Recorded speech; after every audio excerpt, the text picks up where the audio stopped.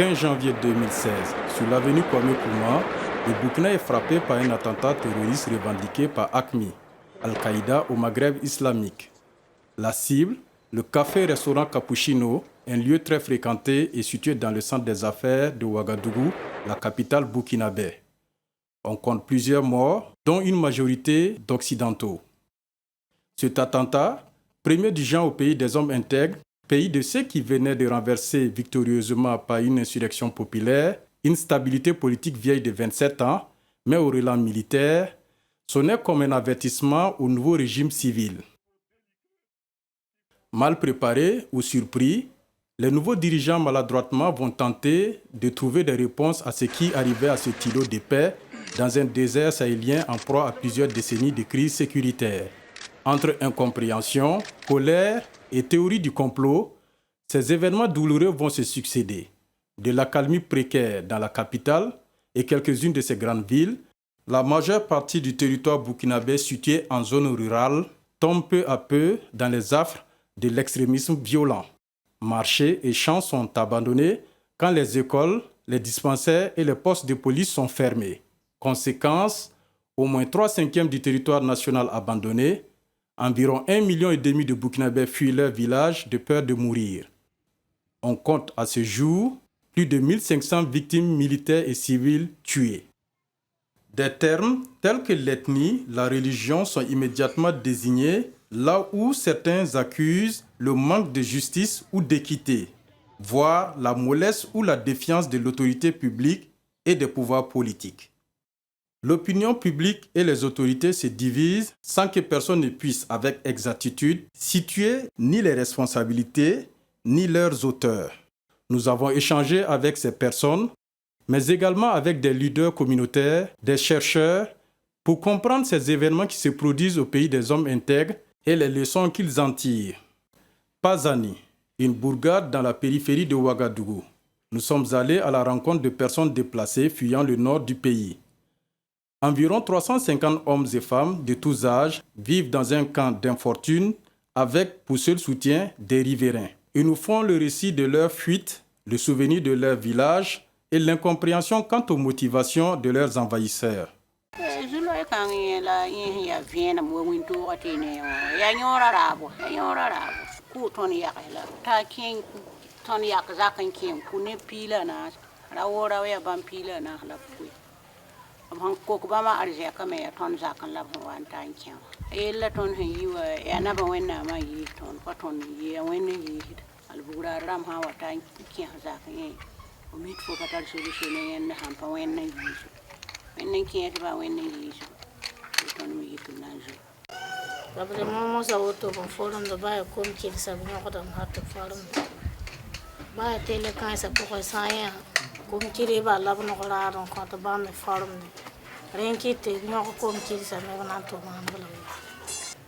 Yung san ken gon bil kai roba woto silba zoten ken rewa elen kiti ton mezoy ba wori ya buguta la wanke ton da ga mato mana wazu kan lo masala hande ba wate ti ko wala an kita ton ko wazu be mbam tun de din nem se neba bang ko da wen neba me pu ko dam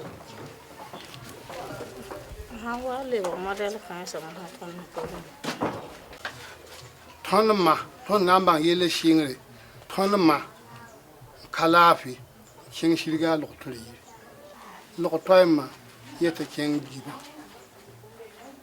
to bol ambilesa shishirwa ambilesa shirika yo pour l'apte que ngoro ambilesa ne chauffeur ne ton mawa ne comme kalafu ki wo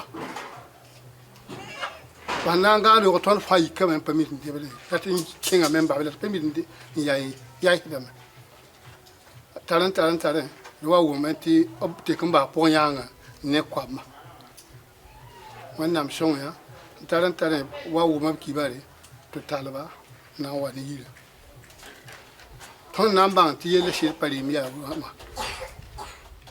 Monsieur Diallo Mamadou est instituteur de formation.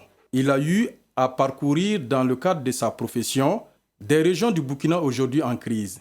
Il nous fait le témoignage de ses observations sur plus d'une décennie.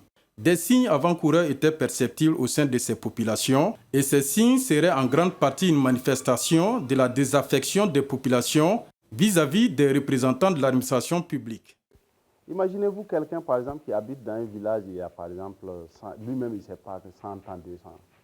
On vient juste parce qu'on veut vendre des terrains, on déguerpit tes parents. Imagine-toi quelqu'un à qui on arrache son frère, on tue son frère. Ce à quoi il s'attend de l'administration, le minimum, c'est qu'on entende ceux qui ont tué.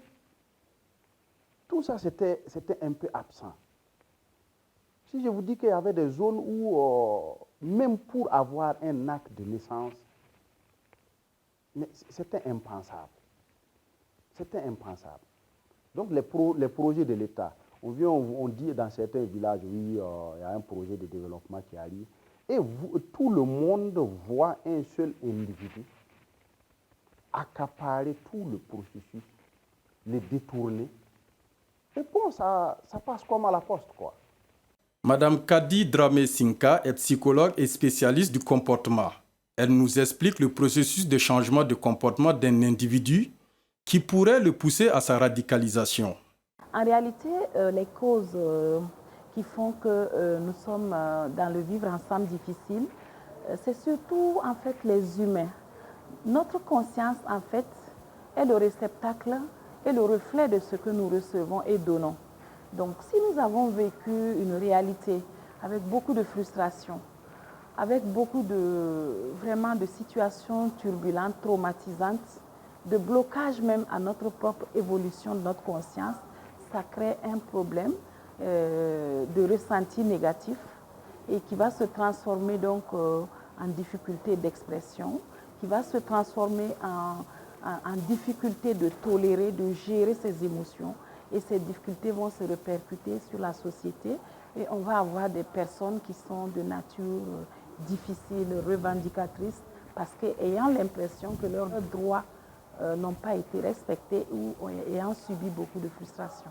Donc là est la cause de tout le mal-être humain et de toutes les difficultés qui peuvent s'en suivre sur le plan de la famille d'abord, ensuite dans la vie communautaire et dans les répercussions qu'on aura dans le milieu professionnel, de l'intolérance, de la difficulté à cohabiter pacifiquement avec les collègues et même dans le milieu social, dans les associations et les mouvements qui font que la société devrait pouvoir avoir un idéal positif. M. Douamba est chercheur au Centre pour la gouvernance démocratique, le CGD. Ce centre mène depuis plusieurs années des recherches sur des sujets en lien avec l'extrémisme et la cohésion sociale au Burkina Faso.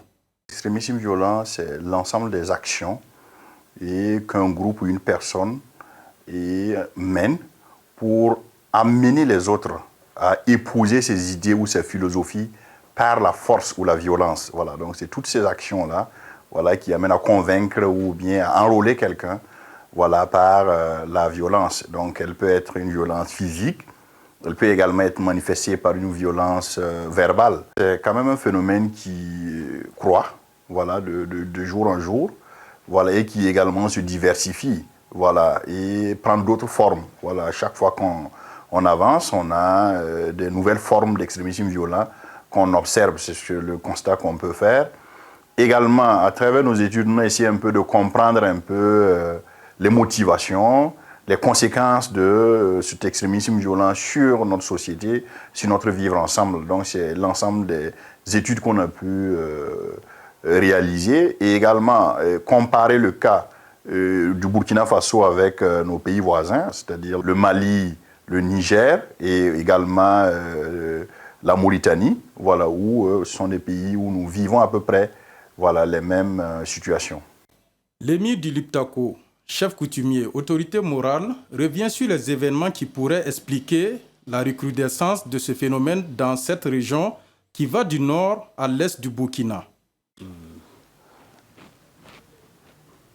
L'incompréhension, la pauvreté, l'abandon d'un territoire, l'incompréhension d'abord l'incompréhension même du fait religieux. Parce que la religion musulmane n'a jamais dit de tuer un individu. Le djihad ne veut pas dire d'aller tuer. Le djihad veut dire ma contribution à l'islam. Mais ce sont des gens qui viennent tuer des innocents. Ce sont des gens qui viennent de tuer des innocents. Si vous avez un message à dire, l'argument d'abord, il est verbal. Essayez de convaincre. Donc, c'est la méconnaissance de la religion elle-même. On a parlé de la pauvreté, du problème de développement des infrastructures routières, sanitaires, de l'eau, l'électrification, même de communication. Aujourd'hui, on pose des mines partout. Qui va poser des mines sur le goudron? En tout cas, c'est plus difficile. Mais bien sûr, si vous avez une terre en latérite, vous allez poser des mines si vous voulez. Indexés, les religieux tentent d'invoquer malgré tout l'héritage de la coexistence pacifique séculaire pour souder le ciment multiconfessionnel du pays. Et au niveau de l'extrémisme violent, il y a plusieurs causes. Il y a la cause religieuse, il y a la cause économique, il y a la cause administrative, il y a la cause politique. Mais actuellement, c'est la cause religieuse qui est brandie pour revendiquer ou pour attaquer. Mais en dessous, il peut y avoir plusieurs causes. Voilà, parce que, en fait, comme vous le savez, quand l'idéologie religieuse rencontre l'idéologie nationaliste, ça devient alors un autre problème. Et ça devient une quête d'identité qui s'exprime à travers la religion. Et vous savez que lorsque une revendication prend une connotation religieuse, la logique de l'idéologie n'est plus assez prégnante. Parce qu'en ce moment, j'allais dire, c'est du civisme. Comme c'est au nom de la religion, il ne faut pas réfléchir. Mais d'où vient ce constat d'un repli identitaire de plus en plus chez les Burkinabés? Je pense que le vivre ensemble au Burkina Faso, entre communautés, qu'elles soient ethniques ou religieuses, a été détérioré ces dernières années. Plusieurs facteurs expliquent cela. Et essentiellement, je vais dans ce qu'on appelle dans les conflits d'intérêts. C'est vrai, la donne idéologique peut être prise en compte dans une certaine mesure. Sur ce plan, avant au Burkina Faso, malgré la multiplicité des ethnies et des religions, les gens s'acceptaient. Parce que les gens savaient qu'on relevait des mêmes villages, des mêmes familles, et le vivre ensemble était communément partagé, quelle que soit l'ethnie de l'autre, quelle que soit la religion de l'autre. Et le respect de la religion de l'autre était quelque chose aussi de très respecté. Mais ces dernières années, effectivement, on constate qu'il y a beaucoup de différenciation que les gens font sur ces éléments-là. On a beaucoup perdu dans cela. Mais comme je l'explique, c'est comme l'a dit Crisis Group dans leur rapport, effectivement, la religion devient peu à peu un élément d'identité secondaire au Burkina Faso. On ne peut pas occulter, si on veut bien lire, avoir une bonne lecture aussi de cette crise-là, on ne peut pas occulter la dimension idéologique qui instrumentalise un langage religieux. Je ne dis pas une religion, mais en tout cas un langage religieux. Et la rhétorique, quand même, est une rhétorique, voilà. Au moins quand ils parlent, quand on les entend, quand ils font leurs démonstrations, voilà, quand ils veulent parler de leur plan, on voit quand même qu'ils utilisent une rhétorique quand même religieuse, idéologique. Puisqu'ils sont organisés, ils ont des termes qui se réfèrent à des termes religieux. On ne peut pas les nier. Les nier, ce serait faire la politique d'autruche. Maintenant, ça ne veut pas dire que c'est la mobilisation d'une communauté. Ce n'est pas la communauté. Ce n'est pas parce que 2 ou 3 chrétiens se coalisent et prennent des armes, qu'on va dire que c'est l'Église catholique, bien c'est le christianisme qui est en cause, quoi. Bon, si on fait bien le départ entre ces deux, c'est-à-dire que ce n'est pas une communauté qui est engagée, heureusement, parce que sinon on serait déjà dans un conflit interreligieux. Hein. Parce que si effectivement c'était une communauté qui, de façon nette, avait pris fait et cause pour cette idéologie-là, ben, ce ne serait pas seulement aux frontières. Vous comprenez? Ce ne serait pas seulement aux frontières. Et j'ai compris d'ailleurs que ces individus-là viennent avec un type de religion dans laquelle beaucoup de ceux dont ils pensent être les co-religionnaires ne se reconnaissent pas. Puisque quand même, on a vu des imams qui ont été tués. Il y a des endroits où ils ont tué à Sol 1, là, je ne sais pas. Et si c'était, ils n'ont pas trié là. Ils ont tué, c'était des Burkinabés, ils ont tué tout le monde. Et je pense que d'ailleurs, bon, rarement ils trient. Alors, bon, je ne sais pas.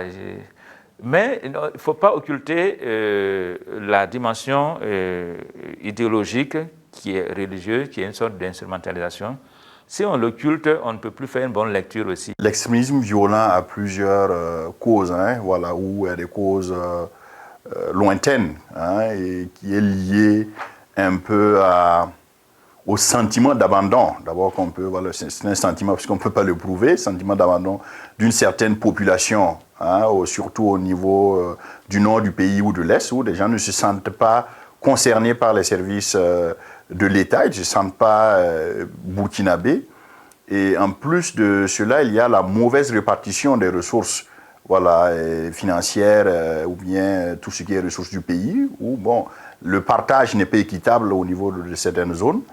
Et à cela s'ajoute également l'ignorance. Hein, voilà, donc, si vous avez une population qui n'a pas une éducation, voilà, qui n'est pas ouverte aux autres mondes, voilà, cela peut entraîner également ces questions-là. À cela aussi, on peut ajouter un peu la faiblesse, hein, de l'État à mettre en œuvre certaines actions comme les questions de justice, voilà, ou même la présence, hein, de l'État dans ces zones-là, ce qui fait que bon, ça nourrit un sentiment, voilà, qui peut amener les gens à aller contre l'État ou bien à prendre des formes d'extrémisme violent.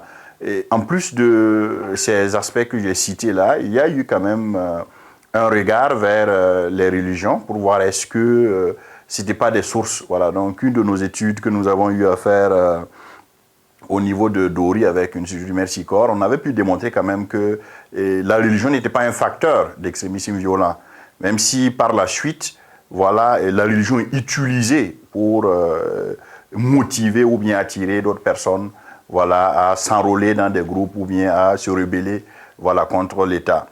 Mais la réflexion continue puisqu'on continue de se poser la question, est-ce que nous avons affaire à un extrémisme basé sur des idéologies ou bien à un extrémisme importé, voilà, ou encore à une insurrection, voilà, d'une certaine population, voilà, contre l'État central. Mais d'où vient ce constat d'un repli identitaire de plus en plus chez les Burkinabés? Ces replis identitaires-là, ces mouvements identitaires, parcourent les groupes culturels et ethniques, mais on s'est rendu compte aussi, c'est d'ailleurs la religion est quelque chose de culturel, hein, ça parcourt aussi les groupes religieux. Et donc, il y a une sorte de crispation identitaire qu'il n'est pas difficile de constater aujourd'hui. Et ce serait effectivement faire preuve d'angélisme, de dire non, ça va bien entre les. Ouais, c'est la cohésion pacifique, on est bien ensemble. C'est un discours qui est, je dirais, un peu éculé maintenant. Ça n'est plus valable aujourd'hui. Prenant la religion comme identité secondaire, cela menace notre vivre ensemble. Oui, parce qu'on est appelé à vivre dans l'esprit d'une nation qui doit être solidaire et qui considère les citoyens comme ayant les mêmes droits et les mêmes devoirs. Mais le problème se pose où? Ça se pose au moment où la construction de cet État-nation n'est pas achevée. Ça se pose au moment où l'État n'est pas capable, effectivement, de donner aux populations leurs attentes normalement républicaines et citoyennes. Alors, à ce moment, la communauté religieuse devient un recours. Les gens vont s'organiser au sein d'une communauté religieuse pour satisfaire, par exemple, leurs besoins en éducation, pour satisfaire leurs besoins en matière de santé, pour satisfaire leurs besoins en matière de création d'emplois. Et quand ces éléments-là deviennent très prégnants, plus que, effectivement, ce que l'État va offrir, je vais mettre en avant ma communauté religieuse, puisque c'est par elle que j'ai l'éducation, c'est par elle que j'ai le travail, c'est par elle que j'ai la santé. Et petit à petit, je constitue un communautarisme. Voilà, je m'identifie à cela et je porte ma communauté au-delà des autres communautés. Madame Gadiaga a conduit un projet dans les régions du Sahel et du nord du Burkina. Elle y a travaillé à instaurer le dialogue entre les populations et leurs gouvernants. Au départ, il y avait un langage de sourds. Les populations disaient que l'État les a abandonnés. Parce que déjà, quand on voit aussi le niveau de développement de la région du Sahel, bon, c'est un peu difficile. Voilà. Et donc, c'est ce sentiment justement de frustration des populations-là qui fait croire que l'État ne les écoute pas. Parce que depuis longtemps, ils disent qu'il y a des rencontres qui sont faites, mais rien ne bouge. Et il y a des promesses à chaque fois, à chaque campagne, mais rien ne bouge. Donc, au niveau de l'État aussi, bon, vu la situation aussi, il y a des difficultés de communication, de descendre sur le terrain et d'échanger avec la population. Nous, on s'est dit peut-être qu'on peut être un intermédiaire pour faciliter le rapprochement de ces deux camps-là. Et justement, quand ce rapprochement a été fait, de part et d'autre, il y a eu un grand soulagement. Parce que ne serait-ce que le fait de pouvoir exprimer ce qu'il y a dans son cœur au niveau des populations, c'est un grand pas. Et ça permet au gouvernement aussi d'avoir le pouls réel de ce que les gens pensent et de ce que les gens entendent. Et c'est aussi à travers les émissions aussi, ça a permis vraiment d'avoir des idées pour mieux réorganiser leur action. Et ça a vraiment été un grand pas. Je vous donne par exemple un exemple. Moi, j'ai servi dans l'Oudalan en 1998. Tout l'Oudalan en 1998 n'avait que 37 écoles. Moi, je suis reparti là-bas en 2014, moins de 20 ans.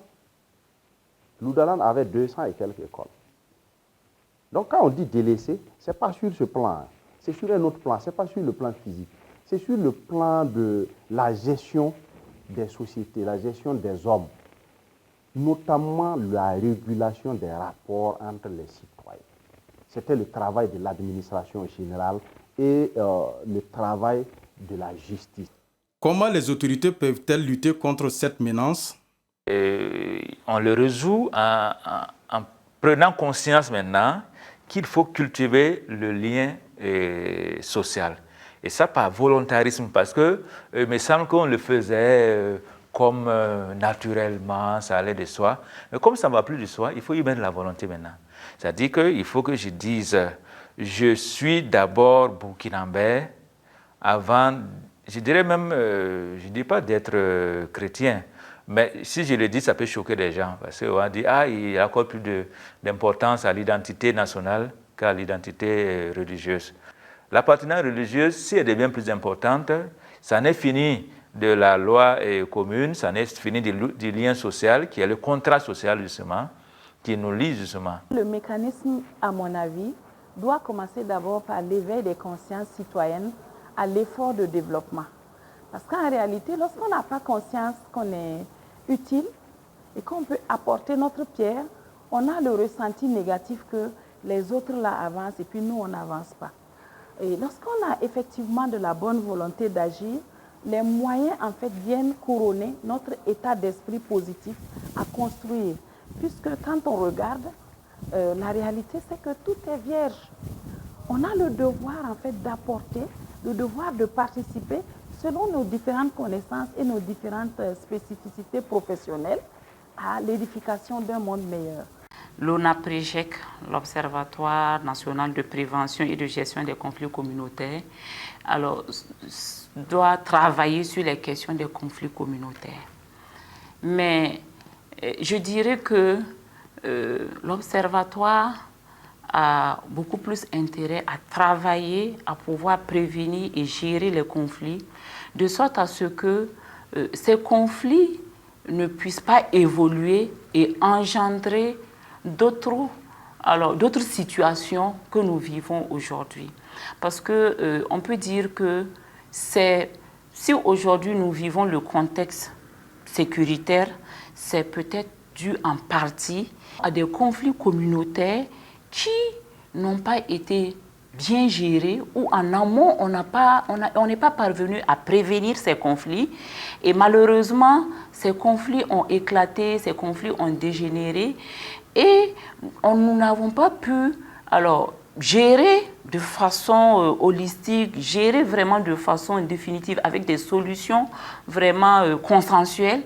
Et c'est cette mauvaise gestion des conflits qui peut engendrer peut-être des stigmatisations, qui peut entraîner une radicalisation de la part de certaines communautés et qui, en tout cas, nous entraîne en tout cas à vivre de telles situations aujourd'hui. Parmi les conséquences du péril sécuritaire, la question des personnes déplacées internes est devenue un nœud cornélien entre l'autorité publique en charge de la solidarité nationale et les personnes déplacées. PDI qui connaissent des situations désagréables. J'ai eu l'occasion de visiter des camps des PDI. Ben, je vous avoue que c'est terrible et le traumatisme se voit à l'œil nu. Alors que quand vous voyez des gens dans une situation de traumatisme, c'est très désagréable à voir et à vivre. Le gouvernement, on n'a pas gagné.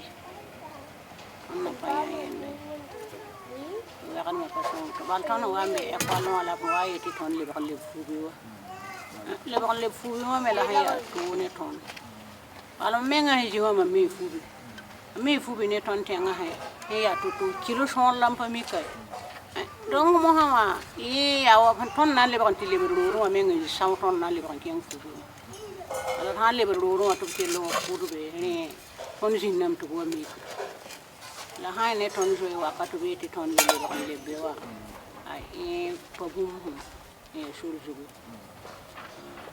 On avait eu des ONG qui voulaient intervenir sur le site là. Ils ont commencé même à intervenir. Mais du coup, comme l'État a dit qu'il ne connaît plus ces personnes, ces déplacés-là, que ces ONG ont freiné. Sinon, ils avaient commencé même à faire. Si certaines causes de l'extrémisme violent sont connues, et si les autorités politiques tentent de veiller à prévenir tout signe précurseur à l'avenir, reste l'épineuse équation du pardon et de la réconciliation entre les auteurs de violences et leur réinsertion dans leur communauté. Nous sommes un petit pays, donc nous avons quand même un territoire assez réduit où on peut mieux agir pour conjurer. D'accord. Il faut faire appel à tous nos enfants pour qu'ils s'impliquent. Autrement, d'autres personnes feront appel à eux. Comment restaurer l'autorité publique dans les zones traumatisées? Vraiment, il faut mettre la communication au cœur de toute action. Parce que la majorité des quiproquos et la majorité des problèmes qui naissent dans ce pays-là viennent des problèmes de communication. Les terroristes, ils sont mécontents, ils sont frustrés. C'est pourquoi? C'est parce qu'ils n'ont pas de réponses à leurs préoccupations. C'est un problème de communication. S'il y a eu communication au départ où voilà, ils ont dit voilà, nous on n'est pas d'accord d'eux, et l'autre camp aussi exprime et ils trouvent un compromis, le problème n'allait pas atteindre le niveau qu'on a atteint actuellement. Perdu dans le tourbillon de son histoire présente, le peuple burkinabé ne demeure pas moins résilient. Et c'est là, à toutes les échelles de sa société. On constate une solidarité patriotique pour défendre dans la dignité, l'intelligence et l'humilité la mémoire de nombreuses vies perdues. Partant de là, on constate également une volonté affichée de reconquérir sa renommée d'antan, celle du pays des hommes intègres, une savante de coexistence multiculturelle.